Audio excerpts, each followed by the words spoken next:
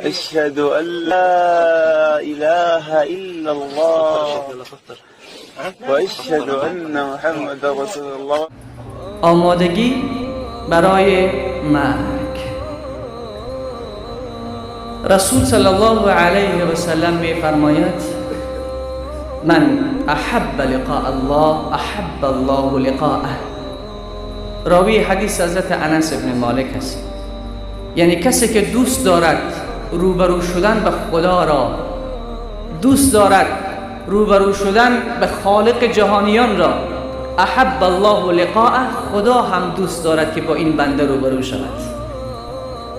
و من کره لقاء الله، کسی که خوش ندارد از روبرو شدن به خدا، کسی که ناپسندش به نزدش روبرو شدن و ملاقات به خدا، کره الله لقاءه، خدا هم دوست ندارد با اون بنده روبرو شود. پناه بر خدا که خدا دوست نداشته باشد ملاقات یک بنده را. یک بار بگوین نعوذ بالله. اون انسانی که الله نخواهد با اون روبرو شود دیگر قطعا هلاک شده. راوی میگوید اصحاب پیامبر گفتن یا رسول الله صلی الله علیه و سلم، ما خود دوست نداریم مرگ، کل ما از مرگ خوش ما نمی آید. رسول صلی الله علیه و سلم فرمود محبت لقای خدا، ناپسندی لقای خدا این نیست کسی از مرگ خوشش بیاید یا نیاید. گفتن یا رسول الله خیلی چیست؟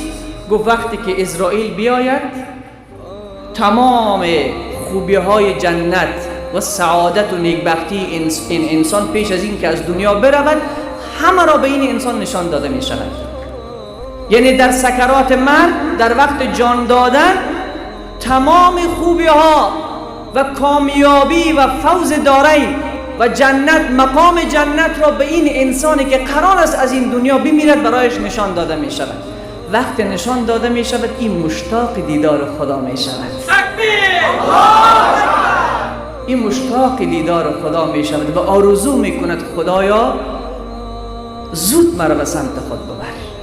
ولی وقت انسان بدبخت، انسان فاسد، انسان دور از خدا، انسان بیگانه، انسان غافل، وقت مرگ به سراغش می آید، عذاب جهنم، سختی جان دادن، سکرات موت، داخل قبر، سؤال نکیر و منکر، همه اینها اعمال بد و زشتش برایش نشان داده می شود.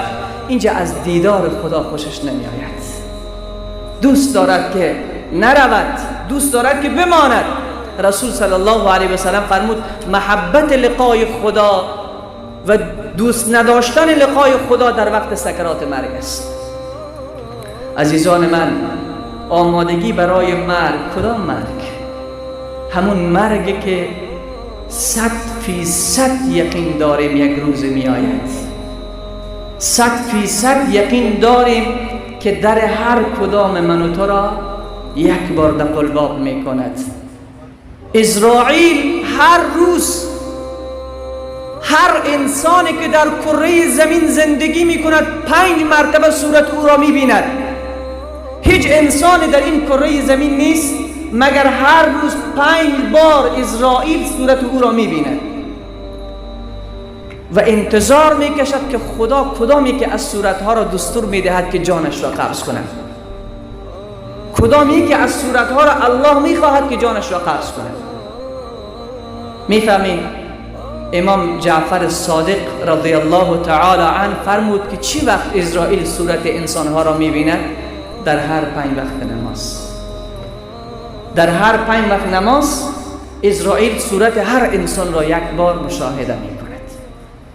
مرگی که رسول خدا صلی الله علیه و سلم می فرماید چنان درد دارد، چنان علم دارد، چنان درد و علم دارد که اگر یک انسان را 300 مرتبه ضربه شمشیر زده شود و اون دوباره جور شود، باز زده شود، باز جور شود، سکرات مرگ، جان دادن از او هم سخت‌تر است.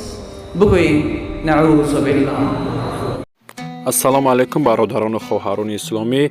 бо омадомади моҳи шарифи рамазон ширкати муҳоҷиртур برای شخصانی که در ماه شریف رمضان میخواهند که به حج عمره سفر کنند با نرخ‌های خیلی ارزان پیشکش ما و شما نموده است. از همین روز به قیدگیری سر می شود. خودی حاضر در نامرهای روی اکران بوده مراجعه نمایید و اگر از نام کانال ما روی فردا گیرین باز کمتر ارزانتر خواهند کرد. باقی الله نگهبانتان باشد برادران خواهران اسلام.